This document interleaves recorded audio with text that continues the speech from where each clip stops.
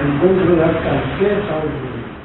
We are not pleased with the court's ruling because, the judicial officer has discretion to decide either way. But what was of concern is that court was not even able to establish what is the status quo.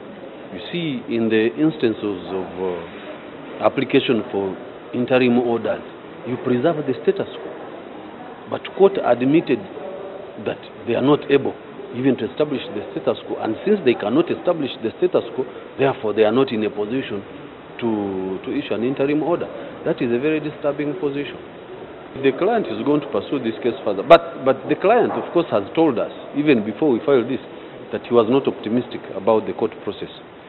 And so he won't even be surprised when we communicate this message to him. He won't be surprised at all. But he's also determined to continue pursuing his rights, both in the courts of law and the public court.